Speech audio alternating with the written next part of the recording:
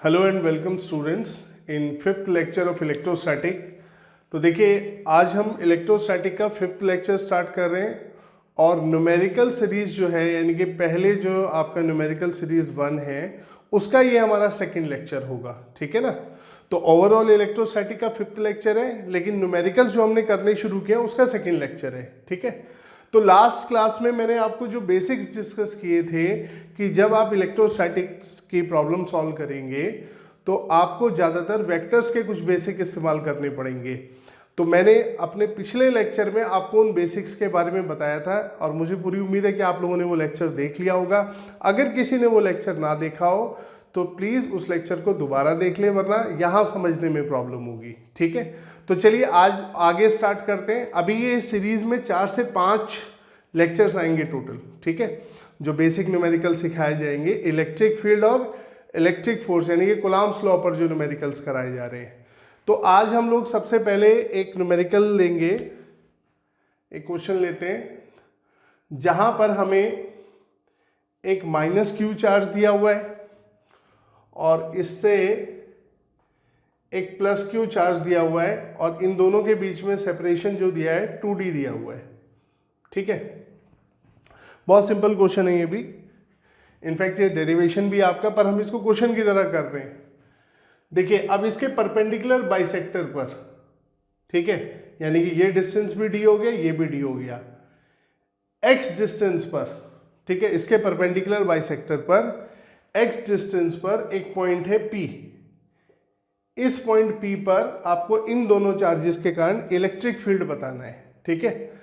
ये दो चार्जेस दिए हुए हैं, इनके कारण इलेक्ट्रिक फील्ड बताना है, ठीक है। आपने बहुत सारे बच्चों ने ये डेरिवेशन में पढ़ा होगा, डेरिवेशन भी है, पर हम इसको क्वेश्चन की फॉर्म में कर रहे हैं और देखना कितना इजीली ये हो जाएगा। अब देखिए ये पॉइंट चार्ज है, ये पॉइंट चार्ज है और इस x डिस्टेंस पर ये जो पॉइंट PS पर इलेक्ट्रिक फील्ड मांगा है इन दोनों चार्जेस के कारण। तो आप सबसे पहले तो देखिए पॉइंट चार्ज के कारण इलेक्ट्रिक फील्ड क्या होता है। अगर ये Q एक पॉइंट चार्ज है, इसके कारण r डिस्टेंस पे इलेक्ट्रिक फील्ड निकालना हो तो कितना इलेक्ट्रिक फील्ड होता है 1/4πε0 Q/r² इंटू r कैप। ये इलेक्ट्रिक फील्ड होता है पॉइंट चार्ज के कारण, ठीक है। चाहे तो आप इस वेक्टर को हटा के इसको भी हटा सकते हैं। मैग्नीट्यूड इतना होता है 1/4πε0 Q/r²। और ये आर कैप ये बताता है कि इलेक्ट्रिक फील्ड इस लाइन के अलोंग होगा, अगर ये पॉजिटिव चार्ज है तो अवे होगा, ठीक है, और नेगेटिव है तो टुवर्ड्स होगा, राइट। जैसा ये चार्ज होगा वैसे उसकी पोलैरिटी के हिसाब से इलेक्ट्रिक फील्ड की डायरेक्शन होगी, ठीक है। तो एक तो ये, क्योंकि ये दोनों पॉइंट चार्ज है, ठीक है, तो मैं इसको ये पॉइंट ए मान लेते हैं, बी मान लेते हैं, इसको पहले मैंने इसको स्ट्रेट लाइन से जोड़ दिया दोनों को। क्यों जोड़ा यहाँ पे स्ट्रेट लाइन से? क्योंकि इलेक्ट्रिक फील्ड हमेशा किस तरफ होता है, जिस पॉइंट पे फील्ड निकालना है। मान लीजिए पॉइंट पे क्यू चार्ज रखा था और ये पी पॉइंट पे फील्ड निकालना है, तो इलेक्ट्रिक फील्ड इस लाइन के अलोंग होगा जो इस चार्ज से इस पॉइंट को जोड़ेगी, ठीक है, इस लाइन के अलोंग। अगर अवे होगा तो इस तरफ होगा, टुवर्ड्स होगा तो इस तरफ होगा। तो इसीलिए आपको जिस पॉइंट पे फील्ड निकालना है पहले हर एक चार्ज से इंडिविजुअली उसको जोड़ दीजिए, ठीक है। अब यहां पर देखिए, यहां पर ये -q चार्ज रखा है, तो -q चार्ज जो रखा हुआ है वो नेगेटिव चार्ज है और नेगेटिव चार्ज से इलेक्ट्रिक फील्ड हमेशा क्या होता है, इसके टुवर्ड्स होता है। नेगेटिव चार्ज के टुवर्ड्स होता है इलेक्ट्रिक फील्ड की डायरेक्शन। तो यहां जो इलेक्ट्रिक फील्ड इस पॉइंट पे इस चार्ज के कारण होगा वो इस डायरेक्शन में होगा, इसका नाम हम दे देते हैं EA, ठीक है। नीचे ए मैंने इसलिए लगा दिया ताकि पता रहे कि हम किस चार्ज के कारण इलेक्ट्रिक फील्ड की बात कर रहे हैं, जो ए पर रखा है, ठीक है। अब बात करते हैं इसकी, ये पॉजिटिव चार्ज है, तो पॉजिटिव चार्ज से क्या होता है इलेक्ट्रिक फील्ड हमेशा अवे। आप उम्मीद करता हूं आपने मेरे पुराने लेक्चर सारे देख लिए होंगे, ठीक है। अगर नहीं देखे तो उन लेक्चर्स को जरूर देख ले, वरना ये बातें सारे बेसिक्स वहां बताए गए हैं, ठीक है। यहां हम सिर्फ इनको अप्लाई करके देख रहे हैं। तो पॉजिटिव चार्ज से फील्ड अवे होगा इस लाइन के अलोंग, इसका नाम हमने दे दिया EB, ठीक है। यानी कि इलेक्ट्रिक फील्ड ये बिल्कुल सीधी लाइन है, ठीक है,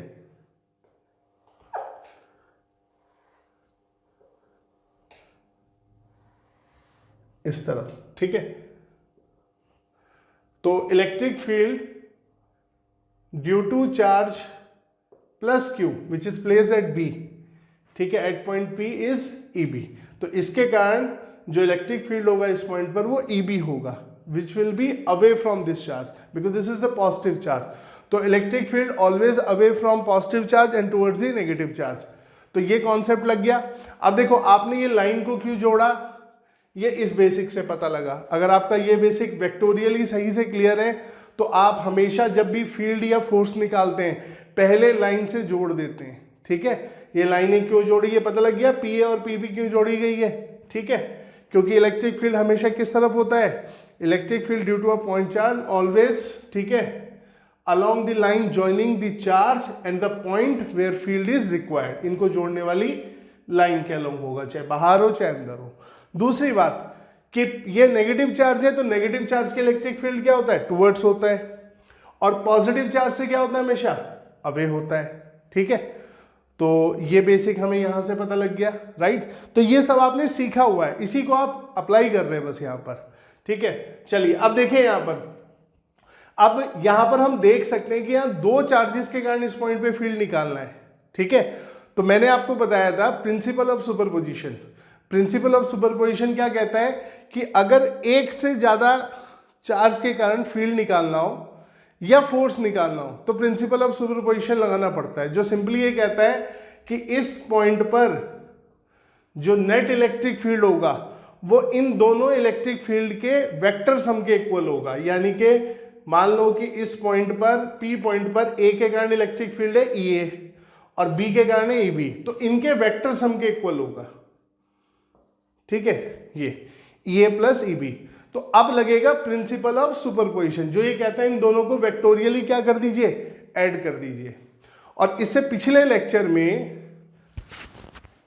एक्सक्यूज मी, हम लोगों ने यही टेक्निक सीखी थी कि हम दो वेक्टर्स को कैसे कैसे ऐड कर सकते हैं, ठीक है। तो लास्ट लेक्चर में मैंने आपको सिखाया था। अब यहां पर देखिए, हम पहले E और EB को लिख लेते हैं, इनका मैग्नीट्यूड कितना है। ये x है, ये d है, तो ये डिस्टेंस कितना हुआ भाई, x square plus D square, ठीक है। ये डिस्टेंस भी कितना हुआ, x square plus D square. Pythagoras theorem लगा दिया हमने। ये पॉइंट मान लो M है, तो PAM में ये हाइपोटेन्यूस हो गया। अब ये साइड इस साइड के इक्वल भी है, ठीक है, ये साइड इस साइड के इक्वल भी है, राइट। तो अब इसका मैग्नीट्यूड लिखते हैं। अब देखिए EA कितना आएगा, EA और EB दोनों सेम आएगा, कितना, 1/4 pi epsilon not Q upon under root X square plus D square का होल स्क्वायर, ठीक है। पॉइंट चार्ज के कारण इलेक्ट्रिक फील्ड क्या होता है, 1/, ये मैग्नीट्यूड होता है, ठीक है। ये तो डायरेक्शन के लिए बस 1/4 pi epsilon Q by R square. तो Q यहां पर भी मैग्नीट्यूड कितना है चार्ज का, Q, ठीक है। माइनस से सिर्फ डायरेक्शन बदली है, जैसे प्लस से अवे था तो माइनस से टुवर्ड्स है। और ये जो सेपरेशन इन दोनों के बीच है कितना है, under root X square plus D square, ठीक है। इसी तरह यहां पर भी चार्ज का मैग्नीट्यूड सेम है, ठीक है। और डिस्टेंस क्या है, ये under root X square plus D square. तो इससे पता लगा कि EA का मैग्नीट्यूड और EB का मैग्नीट्यूड दोनों सेम है, ठीक है। तो यानी कि दोनों सेम मैग्नीट्यूड के हैं, क्लियर। अब आप देखिए यहां पर मैंने आपको दो टेक्निक सिखाई थी आपको। एक मैंने आपको सिखाया था कि अगर दो वेक्टर इक्वल मैग्नीट्यूड के, ठीक है, अगर कुछ एंगल पे इंक्लाइंड होते हैं, मैं आपको बेसिक रिकॉल करा देता हूं कि अगर यहां पर देखिए ये दो वेक्टर सेम मैग्नीट्यूड के, ठीक है, यानी कि एक वेक्टर एक बी वेक्टर है, इनका मैग्नीट्यूड सेम है, तो इनका जो रिजल्टेंट होगा वो क्या होगा, अगर ये एंगल थीटा इनके बीच में तो ये अल्फा θ/2 होगा, यानी कि इनका एंगुलर बाइसेक्टर होगा। क्या होगा, एंगुलर बाइसेक्टर होगा। ये मैंने आपको लास्ट टाइम सिखाया था, ठीक है। और कितना होता है रिजल्टेंट, ये होता है 2, मैग्नीट्यूड इसका मान लो A, दोनों के सेम ही है, 2A cos, और इनके बीच का जो भी एंगल है यहां पर कितना दिया हमने, थीटा, उसका हाफ, ठीक है। लास्ट क्लास में डायरेक्ट सिखाया था मैंने। तो ये 2A cos θ/2 हो गया, ठीक है। अब आप देखिए अगर इस हिसाब से देखें, ये EB और EA, ठीक है, ये इन दोनों के बीच का एंगल हुआ, इन दोनों के मैग्नीट्यूड सेम है, ठीक है। तो एक तो इनका रिजल्टेंट क्या होगा, ई नेट, इनका रिजल्टेंट क्या होगा, ई नेट, ठीक है। तो ये इनका एंगुलर बाइसेक्टर होगा। अब देखते हैं कैसे, ठीक है। ये तो हमें पता है कि इनका रिजल्टेंट दोनों का एंगुलर बाइसेक्टर होगा, यानी कि इस ये एंगल और ये एंगल सेम होगा, ठीक है। अब यहां पर देखिए इस पॉइंट में ये एंगल हमें पता लग जाए तो हम लोग इसके लिए क्या कर सकते हैं, इस एंगल को थीटा मान लें तो ये एंगल थीटा होगा, ठीक है। देखो अगर ये थीटा, ये इतना एंगल, तो ये भी थीटा ऊपर का, ठीक है, इसको थीटा मान लेते हैं। कैसे, देखो ये थीटा तो ये भी थीटा, इसको इधर लिख देते हैं, ठीक है। क्यों, क्योंकि आइसोसेलेस ट्रायंगल बन रहा है ना, ये साइड और ये साइड इक्वल है, तो जितना एंगल ये होगा उतना एंगल ये होगा, तो ये थीटा तो ये भी थीटा, फिर ये भी थीटा, ठीक है, ये थीटा तो ये भी थीटा, ऑल्टरनेट एंगल, ठीक है, और उससे ये भी थीटा हो जाएगा। तो ये देखिए ये दोनों थीटा थीटा आ गए, राइट, ठीक है। तो अब आप यहां पर देखें कि इसका मतलब ये एंगल थीटा आ रहा है और ये एंगल थीटा आ रहा है, तो इन दोनों के बीच का टोटल एंगल कितना हुआ, 2 थीटा। कितना हो गया, 2 थीटा। आप खुद ही देख सकते हैं, ये थीटा तो ये थीटा, और इसके अंत से ये भी थीटा, ठीक है, ये थीटा तो ये z बन रहा है, ये एंगल थीटा, और ये थीटा तो ये इसके वर्टिकली अपोजिट है ये वाला, तो ये भी थीटा, ठीक है। तो इसका मतलब नेट इलेक्ट्रिक फील्ड इसी डायरेक्शन में आएगा, इस डायरेक्शन में, ठीक है। ये हमने आपको बताया भी यहाँ पे कि नेट इलेक्ट्रिक फील्ड इस डायरेक्शन में आएगा, पर हम यहाँ पर वेक्टर मेथड से वो करेंगे, वहां कंपोनेंट पे रिजॉल्व करके दिखाएंगे आपको, ठीक है। तो पहले यहाँ देखते हैं। तो अब आप देखिए यहाँ पर ये कितना हो जाएगा, ई नेट, ई नेट हो जाएगा 2, ठीक है, इनटू कोई भी मैग्नीट्यूड ले लो दोनों सेम है, ये कॉस, इनके बीच का एंगल दोनों के कितना एंगल टोटल, ये 2 थीटा, तो 2 थीटा का हाफ, क्योंकि जो एंगल इनके बीच में होता है उसका हाफ लेना होता है, तो इसका टोटल एंगल है 2 थीटा, तो इसका हाफ कितना हो जाएगा, थीटा, तो ये हो गया 2EA cos थीटा। तो रिजल्टेंट कितना आ गया, ठीक है, नेट इलेक्ट्रिक फील्ड कितना आ गया, 2EA cos थीटा, ठीक है। ये तो हो गया वेक्टर मेथड से। अब देखो अगर आपको इस तरीके से इस क्वेश्चन को करना हो तो आपको मुश्किल से इसमें ज्यादा से ज्यादा 15 से 20 सेकंड लगेंगे, ठीक है। आप सीधा इनको जोड़ोगे, बोलोगे ये दोनों का मैग्नीट्यूड इक्वल है, रिजल्टेंट इनका एंगुलर बाइसेक्टर होगा, और कितना होगा आप सीधा लिख दोगे, ठीक है ना। तो ये आपके लिए 10-15-20 सेकंड में आप इसे सॉल्व कर लेंगे। पर अगर आप इसको डेरिवेशन की फॉर्म में देखें तो आप लोग क्या करते थे, इसको कंपोनेंट में ब्रेक कर लेते थे, ठीक है। मैं दोबारा से बना रहा हूं डायग्राम, ध्यान से देखिएगा। यहां पर इस तरफ EA है, इस तरफ EB है, ठीक है। इसी डायग्राम को दोबारा से बना रहे हैं यहां पर, ठीक है, ताकि अलग अलग ध्यान से समझ आ जाए। तो मैंने यहां पर ये परपेंडिकुलर बाइसेक्टर हो गया, पॉइंट हो गया, तो ये EB है, ये EA है, ये एंगल थीटा माना हमने, ये वाला आपका, तो ये थीटा हो गया था, ठीक है। अब देखो EB के 2 कंपोनेंट में रिजॉल्व कर दो, एक इधर और एक इधर, ये कितना हुआ, EB, सॉरी ये EA है, सॉरी ये हमने यहां पे A लिया, यहां पर B लिया, ठीक है। तो ये हो गया EA cos थीटा, ठीक है।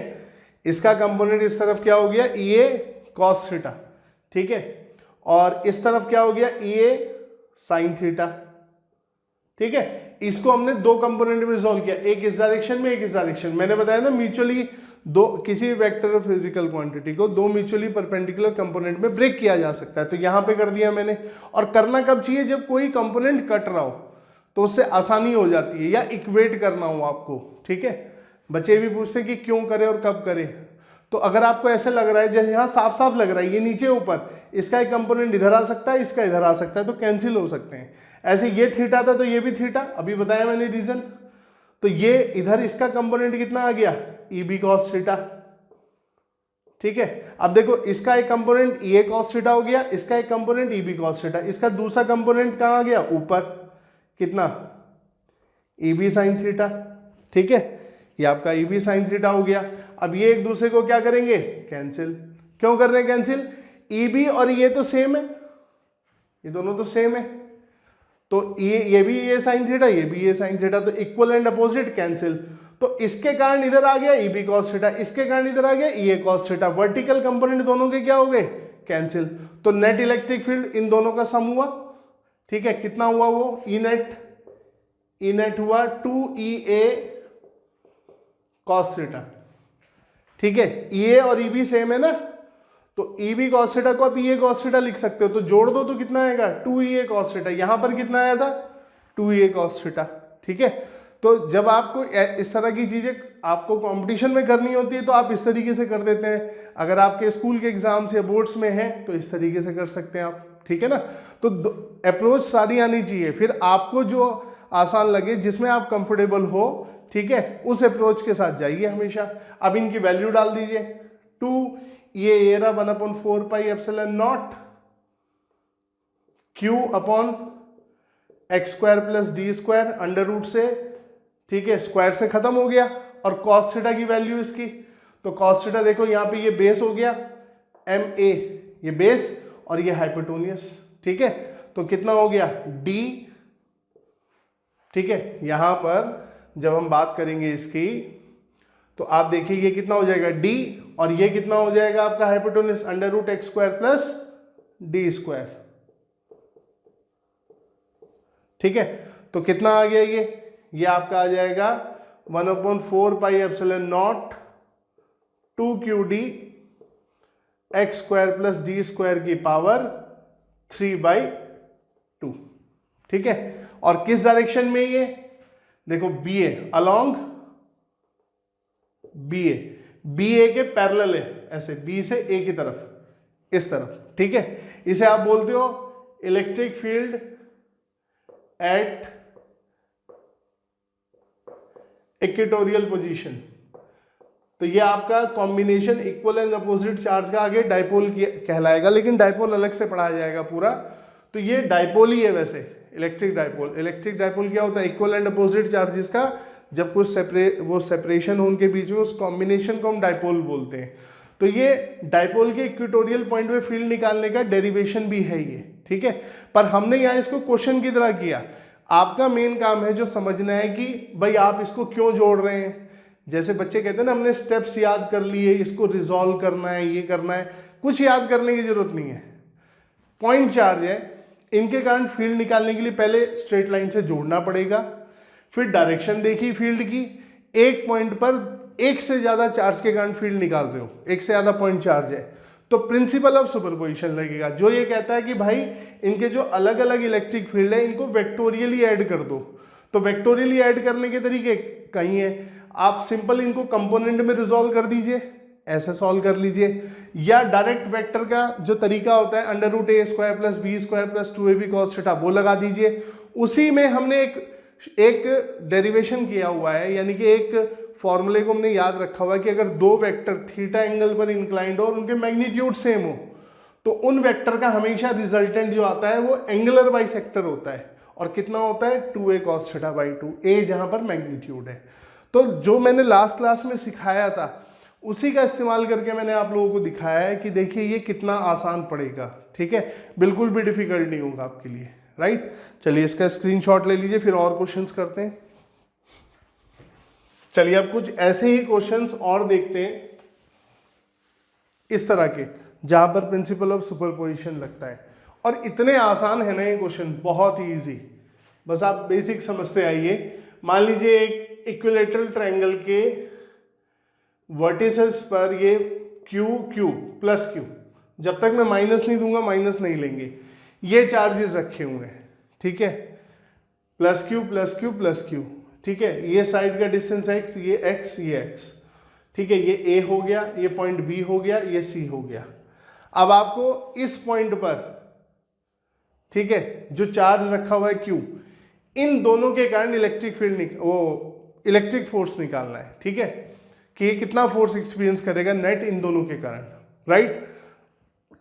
अब देखिए यहां पर बेसिक हम देखें, स्ट्रेट लाइन से तो जुड़े हुए हैं ऑलरेडी, ठीक है, ये चार्ज इसको रिपेल करेगा इस डायरेक्शन में, ठीक है। Electrostatic force always act along the line joining the two charges, बता चुका हूं, ठीक है। उन्हीं चीजों को बस इस्तेमाल करना, उन्हीं को बार बार रिकॉल करके आपको, ठीक है, यहां लगा लगा के देखना है। तो इसके कारण इधर गया, इसको हमने नाम दे दिया Fa, ठीक है जी। इसके कारण ये पॉजिटिव है, ये भी पॉजिटिव है, इसको रिपेल करेगा इधर, तो ये कितना हो गया Fb, ठीक है। ये चार्ज Fa, इस चार्ज के कारण फोर्स, और ये Fb। अब क्योंकि एक से ज्यादा चार्जेस के कारण फोर्स निकालना है हमने यहां पर, तो जब हम एक से ज्यादा चार्जेस के कारण फोर्स निकालना है तो हमें क्या लगाना पड़ेगा, प्रिंसिपल ऑफ सुपरपोजिशन, जो ये कहते हैं इनको वेक्टोरियली ऐड कर दो, Fa प्लस Fb को वेक्टोरियली ऐड कर दो। मैंने बताया था वेक्टर से ऐड करने के कई तरीके होते हैं, ठीक है। अब यहाँ जैसे मान लीजिए क्वेश्चन है तो मैं इसमें चाहूंगा छोटे से छोटा तरीका इस्तेमाल करूं।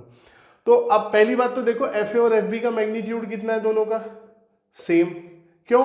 क्योंकि दोनों का प्रोडक्ट ऑफ चार्ज क्या आएगा, K 1/4πε0 की जगह K लिख दिया हमने, Q square, Q into Q, Q into Q। Separation इसका भी X, इसका भी X स्क्वायर, तो दोनों फोर्सेस सेम है। इसे हम ले लेते हैं F, क्या ले लेते हैं F, दोनों के मैग्नीट्यूड सेम है, Fa और Fb दोनों सेम है, ठीक है। तो इसको भी हम F लिख देते हैं, इसको भी F लिख देते हैं। अब ये दो इक्वल वेक्टर है, इक्वल मैग्नीट्यूड के वेक्टर कितने एंगल पर इंक्लाइंड है, 60 डिग्री पर। इनके बीच में एंगल कितना हुआ, 60 डिग्री, ठीक है। ये 60 तो ये भी 60, तो इनका रिजल्टेंट किधर आएगा, 30 डिग्री पर, क्योंकि एंगुलर बाइसेक्टर होगा। और कितना होगा ये रिजल्टेंट, Fr, क्या सिखाया था लिखना, 2 मैग्नीट्यूड ऑफ जो भी वेक्टर दिया है F, यहां पे F हो गया, ठीक है, वेक्टर का मैग्नीट्यूड, और कॉस, इनके बीच का एंगल देखो कितना है, उसका हाफ, तो इनके बीच में एंगल है 60, तो 60 का हाफ कितना हुआ, 30, cos 60/2 यानी cos 30, तो ये कितना आ गया 2F, cos 30 कितना हुआ, √3/2, 2 से 2 कैंसिल, तो F √3 आ गया, ठीक है। F की वैल्यू रख देंगे यहां से उठा के, KQ square by X square √3। तो इस डायरेक्शन में फोर्स आ रहा है, यानी कि ये लाइन BC के साथ 30 डिग्री एंगल बना रहा है, ठीक है, इधर की तरफ। ये जो BC लाइन है ये इस तरफ इससे 30 डिग्री एंगल बना रहा है, राइट। तो ये निकल गया आराम से, तो देखिए कितने इजीली निकल गया हमारा, ये बिल्कुल भी मुश्किल नहीं हुई। एक और कॉम्बिनेशन लेके देखते हैं, सिर्फ बेसिक लगाते जाइए, अब आपको कोई परेशानी नहीं होगी।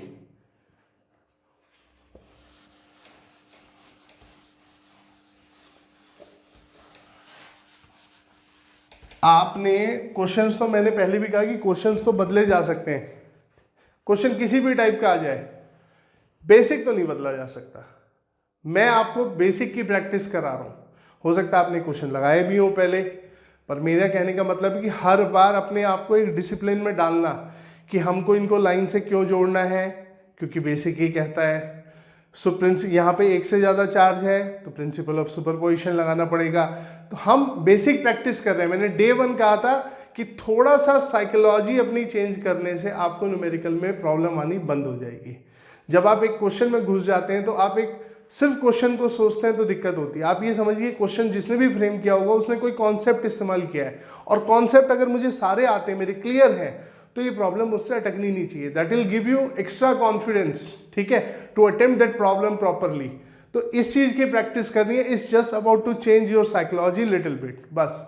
चलिए आप देखिए, इसी कॉम्बिनेशन में आपके चार्ज बदल भी सकता है, ठीक है। ये प्लस क्यू, ये माइनस क्यू दे दे, ये प्लस क्यू दे दे, ठीक है, इस तरीके से। और इसी पर चलो फोर्स निकाल लेते हैं, इसी चार्ज पर, ठीक है। तो ये चार्ज इसको रिपेल करेगा,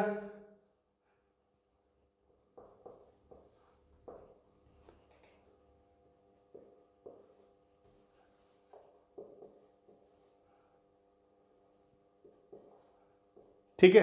ये और एक्स एक्स इक्विलेटरल ट्रायंगल दिया है, ये चार्ज इसको रिपेल करेगा इधर, ठीक है। ये चार्ज इसको अट्रैक्ट करेगा इधर, राइट, इस डायरेक्शन में, क्योंकि ये आपका नेगेटिव चार्ज है, नेगेटिव अट्रैक्ट करेगा, पॉजिटिव पॉजिटिव रिपेल करेंगे। अच्छा, दोनों के फोर्स का मैग्नीट्यूड क्या होगा, ये तो बताने की जरूरत नहीं, KQ² by X square, KQ² by X square, तो दोनों के फोर्स सेम है, तो ये भी F, ये भी F। अब एक चीज और मैंने आपको बताई थी, जब मैंने आपको वेक्टर्स के बेसिक बताए हैं शुरुआती क्लासों में, कि कभी भी अगर दो इक्वल मैग्नीट्यूड के वेक्टर, ठीक है, मान लीजिए 120 डिग्री एंगल पर अलाइन है, ठीक है, ये भी A, ये भी A, तो इनका रिजल्टेंट भी A आएगा, ठीक है। क्यों होता है ये, इनका रिजल्टेंट कैसे लिखते हैं आप, 2A cos 120/2, इन दोनों के बीच का एंगल का हाफ, तो ये आता है 2A cos 60, और cos 60 कितना होता है 1/2, तो 2 से 2 कैंसिल, क्या आ गया A।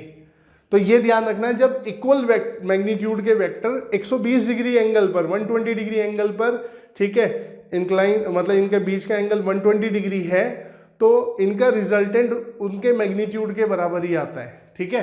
तो ये एंगल 120 हो गया, क्यों हो गया 120, भाई देख लो ये 60 है, ये पूरा 180 होता, तो 180 में से 60 लेस करोगे तो कितना आएगा 120 डिग्री, तो यानी कि इस F में और इस F में एंगल है 120, तो इनका रिजल्टेंट उतना ही आएगा, कितना F, R equals to F, सेम। और कितने एंगल पे, ये 60 डिग्री पर, क्योंकि एंगुलर बाइसेक्टर तो होगा ही ना, ये एंगुलर बाइसेक्टर होगा, ठीक है। तो इसके साथ ये एंगल कितना बनाएगा 60 डिग्री, ये आ गया रिजल्टेंट, ठीक है। तो इसका रिजल्टेंट कितना फोर्स एक्सपीरियंस करेगा, ये फोर्स एक्सपीरियंस करेगा FR equals to F which is equal to KQ² by X square, और इस लाइन के साथ 60 डिग्री एंगल पे नीचे की तरफ, ठीक है। तो ये देखिए कितना आसान हो गया आपका। इसी तरह आप ऐसे भी कर सकते हैं, एक और क्वेश्चन देखते हैं यहां पर, ये -Q, ये -Q, ये +Q, तो कॉम्बिनेशन ही बदलते आइए, उससे कोई फर्क तो पड़ना नहीं है अब, ठीक है। इस पर फोर्स निकाल रहे हैं, ये इसको क्या कर रहा है अट्रैक्ट F से, ये इसको अट्रैक्ट कर रहा है F से, ये भी अट्रैक्ट कर रहा है, ये भी, क्योंकि ये प्लस चार्ज है, दोनों माइनस है, ठीक है। अब ये दोनों F फोर्स से अट्रैक्ट कर रहे हैं, तो इनका रिजल्टेंट कितने पे आएगा, इनके बीच में एंगल है 60, तो ये कितना होगा FR 30 डिग्री पर, और कितना होगा सीधा लिख सकते हो 2F और cos 60 का आधा cos 30 डिग्री, जो कितना आएगा 2F cos 30 कितना हो गया √3/2, तो कैंसिल F √3, ठीक है, अंदर की तरफ आ गया रिजल्टेंट, ठीक है। तो इस तरह की कॉम्बिनेशन दिए जाते हैं, ये जस्ट हम प्रैक्टिस कर रहे हैं बस, ठीक है, कि किस तरीके से हम लोग देख सकते हैं। अब हम एक स्क्वायर ले लेते हैं,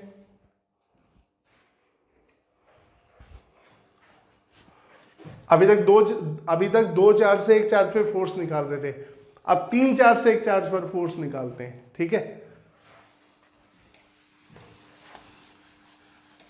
जो टेक्निक्स मैं इस्तेमाल कर रहा हूं, मैं सब आपको एक बार रिवाइज करा चुका हूं, इसलिए मैं अभी भी कह रहा हूं कि जिन्होंने पहले लेक्चर नहीं देखे वो लेक्चर्स देख लें, ठीक है। आपको डेफिनेटली बहुत फायदा होगा अगर आप सारे लेक्चर सीक्वेंस में देखेंगे तो। चलिए अब देखते हैं, स्क्वायर देखते हैं। एक स्क्वायर दिया है +Q, ठीक है, ये +Q ऐसे, ठीक है। अगर ये साइन बदलता है तो कोई घबराने की बात नहीं है, आप फोर्स की डायरेक्शन बदल देंगे। अब देखिए अभी तक 2 वेक्टर को ऐड करना तो आपको आ गया था, 3 आता है तो कैसे करते हैं। इसकी साइड डिस्टेंस मान लो x दिया है, स्क्वायर है तो सारी साइड्स सेम उसकी है, ठीक है। अब इसको मान लेते हैं हम A B C D, ठीक है। इस पर फोर्स निकालना है, इस चार्ज पर, इन 3 के कारण। वैसे कोई भी ले सकते हो पर मैं इसको ले रहा हूं अभी। अब ये इसको रिपेल करेगा इधर, ठीक है, ये भी इसको रिपेल करेगा इधर। 3 चार्ज है तो 3 फोर्स आएंगे, 3 वेक्टर आएंगे इसका मतलब। तो इसने इसको रिपेल इधर किया, इसने इसको इधर किया, और इसने ऐसे रिपेल किया, क्योंकि फोर्स तो हमेशा किधर लगता है, 2 चार्जेस को जो लाइन जोड़ती है उसके अलोंग होता है, चाहे अट्रैक्टिव हो चाहे रिपल्सिव हो, इनको ये लाइन जोड़ रही है, इन दोनों को ये जोड़ रही है और इन दोनों को ये जोड़ रही है। ठीक है, ये ध्यान रखना है। इसको नाम दे देते एफ डी। ठीक है, इसको नाम दे देते एफ बी और इसको एफ सी। अब according to principle of superposition लगेगा ही प्रिंसिपल ऑफ सुपरपोजिशन, क्योंकि तीन चार्ज के कारण एक चार्ज पर फोर्स निकाल रहे हो तो इनको वेक्टोरियली ऐड करना पड़ेगा। तो देखिए कितना ये सिंपल सा, ये कहते हैं एफ नेट कितना हो जाएगा, F A plus sorry F D plus F C plus F B, इनका वेक्टर सम। ठीक है, ये प्रिंसिपल ऑफ सुपरपोजिशन कहता है। अब जब इनको सॉल्व करने की बारी आएगी ना, यानी कि वेक्टोरियली ऐड करने की बारी, तो ये हमारे हाथ में होता है हम इसको कंपोनेंट में बदल के करें या सिंपल वेक्टर के जो एडिशन होता है उसे निकाल के करें। अब अगर कहीं आपको दो से ज्यादा वेक्टर दिए होते हैं ना, बच्चे कंफ्यूज हो जाते हैं कि आपने तो under root a square plus b square plus 2ab cos theta में दो वेक्टर होते हैं तो उनको ऐड करने सिखाया, तीन वाले कैसे ऐड होंगे या चार वाले कैसे ऐड होंगे। ठीक है, अगर कहीं चार वेक्टर आ गए तो सिंपल सी बात है, देखिए आप पहले कोई भी दो वेक्टर चूज कीजिए। ठीक है, दो वेक्टर ऐसे चूज किए जिनके बारे में आपको पहले से पता हो, कुछ इंफॉर्मेशन ऑलरेडी प्रॉब्लम में गिवन हो। उन दो को जब जोड़ेंगे तो उनसे एक बनेगा, उस एक को तीसरे के साथ जोड़िए। ठीक है, समझ गए बात को। मान लो तीन वेक्टर है, तीनों को जोड़ना है तो पहले कोई भी दो पिक करो, ऐसे दो पिक करो जिनके बारे में आपको कुछ पता हो, कोई इंफॉर्मेशन आपके पास हो। उन दो से जुड़ने के बाद क्या बन गया, एक, तीसरा वेक्टर बचा। इस एक को, इन दो के रिजल्टेंट को तीसरे वेक्टर के साथ, अब ये भी दो हो गए, इन दोनों को ऐड कर दो। ठीक है, जैसे यहां समझाते हैं आपको। उसके बाद तीन वेक्टर है, चार वेक्टर है, ऐसे जोड़ना होता है। यहां पर देखिए एफ डी और एफ बी दोनों का मैग्नीट्यूड क्या है, के Q square by X square. ये साइड डिस्टेंस और ये साइड डिस्टेंस सेम है, इन दोनों के क्यू स्क्वायर, तो ये दोनों सेम हो गए। ठीक है, मैग्नीट्यूड में इसको हमने एफ मान लिया थोड़ी देर के लिए। ठीक है, इसको मान लिया एफ, के Q square by X square F के इक्वल है। तो यहां से मैं डी हटा देता हूं। अब देखो इन दोनों की इंफॉर्मेशन मेरे पास है ना, तो मैं इन तीन वेक्टर में से इन दो को लूंगा क्योंकि इनके बारे में पहले से जानता हूं। ठीक है, एक तो इक्वल मैग्नीट्यूड के हैं तो मुझे पता है इनका रिजल्टेंट कितना होगा और एंगुलर बाइसेक्टर होगा। अब आई इसकी बारी एफ सी की। ये डिस्टेंस हो गया √2x, पाइथागोरस थ्योरम से x square plus x square का अंडर रूट, तो √2x आ गया। तो एफ सी कितना आ गया, एफ सी आ गया के क्यू स्क्वायर बाई √2x का स्क्वायर, के क्यू स्क्वायर बाई इनके बीच का सेपरेशन √2x। ठीक है, कूलम्ब लॉ लगा दिया हमने, तो ये कितना आ गया, के Q square by 2x square. अब ये क्या हुआ, इसको आप f लिख सकते हो, तो ये हो गया f/2। एफ सी कितना हो गया, f/2। लेकिन अब हम ऐड करेंगे तो देखो कैसे ऐड करेंगे।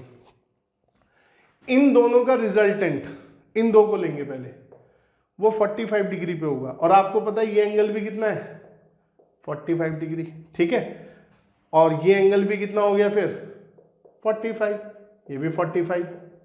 ठीक है, तो यानी कि इन दोनों का रिजल्टेंट भी इस लाइन के अलोंग लाई करेगा। तो आप देखिए F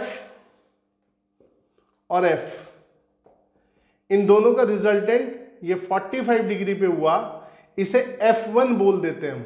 अब ये सिर्फ F और F का, यानी कि इसके कारण जो फोर्स है और इसके कारण जो फोर्स है उनका रिजल्टेंट निकाल रहे हैं, उनको वेक्टोरियली ऐड कर रहे हैं। तो ये F1 हो गया, कितना हो गया 2F cos 45 डिग्री। क्या होता था, 2 इंटू वेक्टर का मैग्नीट्यूड F और इनके बीच का एंगल जो कितना है 90 डिग्री, 90 का आधा 45। जिसको ये याद ना रहे वो डायरेक्ट ये लगा ले। इसे लगाने के बाद भी यही एक्सप्रेशन आएगा अगर A और B का मैग्नीट्यूड इक्वल होगा। If A equals to B तो ये R कितना होगा 2A cos θ/2। ठीक है, अगर A और B का मैग्नीट्यूड सेम है। लेकिन अगर आप किसी कारण से भूल जा रहे हैं तो ये तो आप सबको याद है, यहां पे वैल्यू रख दो इसकी f² 2f² और cos 90। ठीक है, इस तरीके से वैल्यू रख दो। तो अब यहां पर देखिए कितना हो जाएगा 2f 1/√2, cos 45 कितना हो गया 1/√2। तो ये √2 से ऊपर नीचे मल्टीप्लाई करके कितना आ जाएगा 2f √2 और √2 इंटू √2। तो ये कैंसिल 2, तो क्या आ गया f√2। ठीक है, तो अब आप देखिए इन दोनों का काम खत्म, इनसे रिजल्टेंट आ गया इधर, ये FC था और इधर आ गया F1। ठीक है, समझ गए बात को। तो F1 is a vector sum of these two vectors, right. अब F1 और FC दोनों 45 डिग्री पे हैं। ये जो लाइन होती है डायगोनल जो जा रहा है स्क्वायर में, ये भी 45 डिग्री पे होता है, ये एंगल 45 डिग्री होता है। ठीक है, तो ये 45 तो ये भी 45, इसका मतलब इन दोनों का रिजल्टेंट और FC दोनों सेम लाइन के अलोंग है। तो ये दोनों सेम लाइन के अलोंग है, तो नेट फोर्स क्या हो गया FR, F net force F1 plus FC, क्योंकि ये दोनों तो एक ही डायरेक्शन में हो जाएंगे आपके। ठीक है, इन दोनों के कारण F1 और ये FC सेम डायरेक्शन में हो गए। अब आप देखिए यहां पर क्या करेंगे, F1 की वैल्यू रख दो, कितना है f√2। ठीक है, और FC कितना आया, निकाला हुआ आपने f/2, तो f/2। ठीक है, ये कितना हो गया f√2 प्लस 1/2। ठीक है, और डायरेक्शन किधर हुई, इस डायरेक्शन में। ठीक है, तो इसका मतलब ये हुआ कि ये कॉम्बिनेशन इन तीन चार्ज के कारण ये इस तरफ फोर्स एक्सपीरियंस कर रहा है। देख लो, नेट फोर्स इन तीनों के कारण इस लाइन के अलोंग आया, तो ये चार्ज इन तीन चार्ज के कारण इस तरफ फोर्स एक्सपीरियंस कर रहा है। ठीक है, अच्छा अगर मैं इस चार्ज को नहीं लेता, यहां पर इसकी बजाय ये चार्ज लेता और ये तीन होते, तो भी बेसिक मेथड सेम रहता, फोर्स भी सेम आता उधर। तो मतलब इन तीन चार्ज के कारण ये चार्ज किधर फोर्स एक्सपीरियंस करता, इधर करता। ठीक है, राइट। इसी तरह ये चार्ज इन तीन के कारण किधर करेगा, इधर करेगा। ठीक है, सिमिलरली ये वाला चार्ज इन तीन के कारण किधर करेगा, इधर, क्योंकि सब एक दूसरे पे फोर्स लगाएंगे। तो अब आप देखिए यहां पर ये इधर जा रहा है, ये इधर जा रहा है, ये इधर जा रहा है, इधर जा रहा है, तो सब एक दूसरे पे फोर्स लगा रहे हैं और सबकी डायरेक्शन इधर है, ऐसे। ठीक है, और कितने फोर्स से जा रही है, ये रहा F नेट, ये F नेट।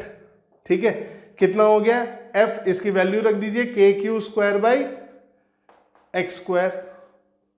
और √2 प्लस 1/2, इतना फोर्स एक्सपीरियंस करेगा। ठीक है, तो ये हमारा F नेट आ गया। क्लियर। तो देखिए अगर दो से ज्यादा चार्ज हो तो भी कोई प्रॉब्लम नहीं है। ठीक है, तीन वेक्टर हैं, बच्चे सोचते हैं हमें तो दो का ऐड करना आता है, तीन को कैसे करते हैं, तो पहले तीन में से कोई भी दो लो, उन दो से एक बनेगा, तो उसे थर्ड के साथ जोड़ दो एक को। ठीक है, अब भी तो दो वेक्टर बच गए, दो से एक बना और ये थर्ड, तो दोनों को जोड़ दो वेक्टोरियली, तो काम तो आसान हो जाएगा। ठीक है, चलिए इसको भी स्क्रीनशॉट ले लीजिए।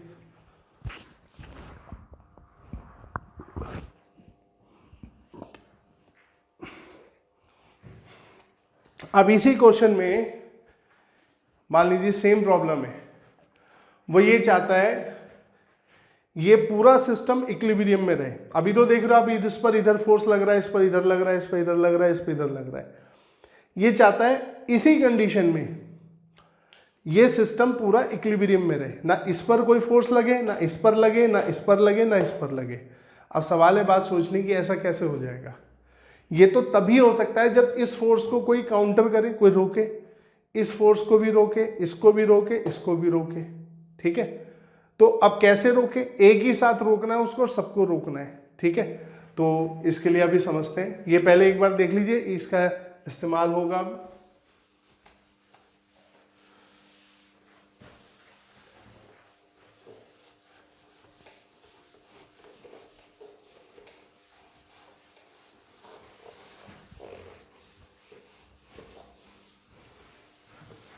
अब देखिए क्या होगा, पहले हम दोबारा से डायग्राम बना देते हैं।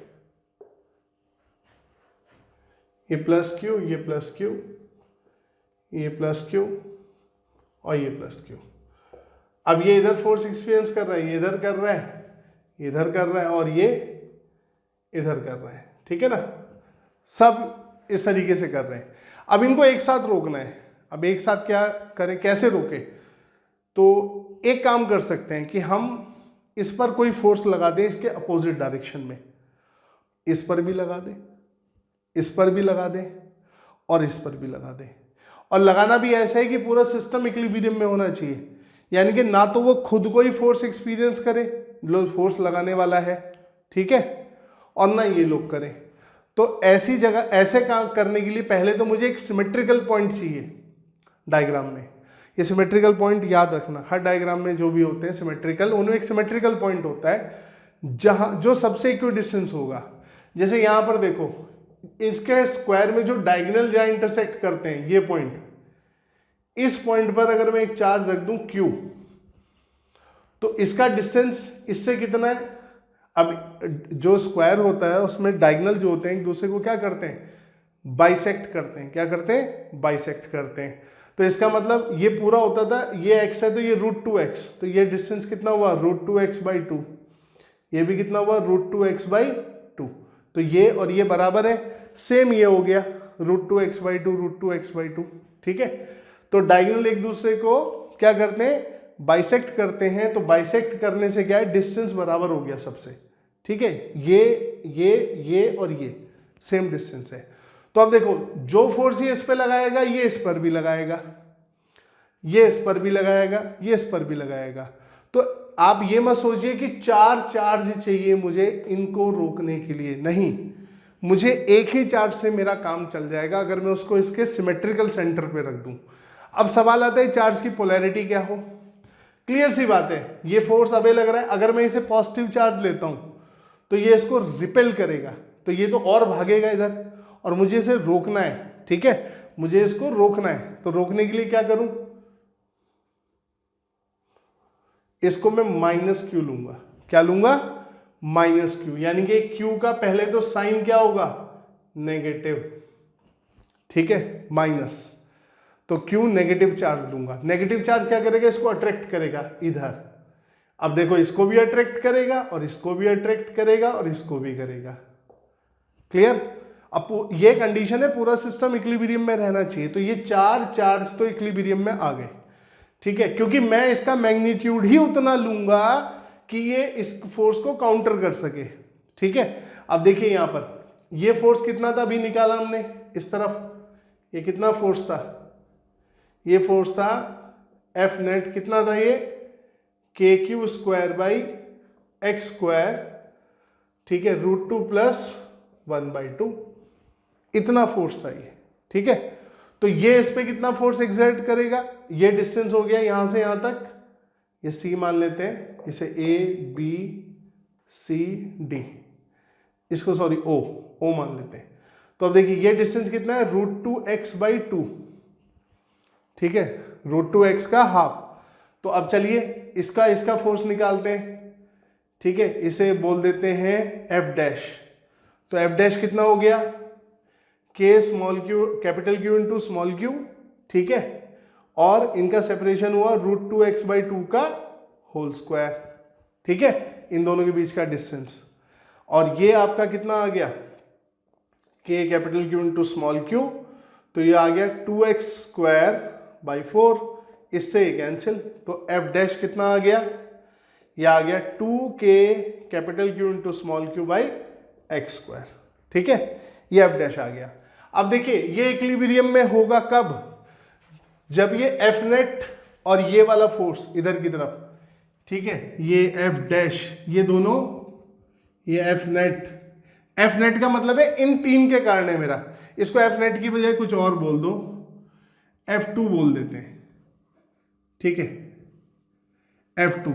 तो ये F2 F' के इक्वल हो, तभी तो रुकेगा ना ये। अच्छा, इसको जिस फोर्स से ये अट्रैक्ट कर रहा है, इस चार्ज को भी उसी फोर्स से अट्रैक्ट करेगा, इस चार्ज को भी उसी फोर्स से अट्रैक्ट करेगा, इसको भी इसी फोर्स से अट्रैक्ट करेगा। तो अगर ये रुक गया तो ये चारों भी रुक जाएंगे, ठीक है, इक्विलिब्रियम में तो तभी आएगा। तो इसका मतलब क्या हुआ? F' must be equal to F2, ठीक है। F2 हमने इन तीन चार्जेस के कारण फोर्स है हो गया हमारा, ठीक है, जिसे हमने F नेट लिखा था। F नेट से आप कंफ्यूज ना कर जाओ, इसलिए मैंने इसे F2 कर दिया। तो F' कितना हुआ? K2 Q × q x², ठीक है, और F2 कितना हो गया? KQ² x² √2 plus 1/2। ठीक है, अब k से k कैंसिल, एक q से q कैंसिल, x² से x² कैंसिल, तो क्या आ गया q। अब ये चार्ज का मैग्नीट्यूड आया, साइन नहीं आया। साइन हमने ऑलरेडी नेगेटिव लिया है, साइन को हम ऑलरेडी नेगेटिव ले चुके हैं। जो बच्चे, कई बार बच्चे इसमें कंफ्यूज हो जाते हैं, इसे आंसर में पॉजिटिव लिख देते हैं। नहीं, मैंने साइन को कंसीडर करके ही ये फोर्स अपोजिट डायरेक्शन में लगाया है, तो ये मैग्नीट्यूड आएगा चार्ज का, फिर मैं इसको आंसर में विद साइन लिखूंगा। ठीक है, तो अब आप देखें यहाँ पर Q कितना आ गया, कैपिटल Q, ये आ गया Q/2 √2 प्लस 1/2।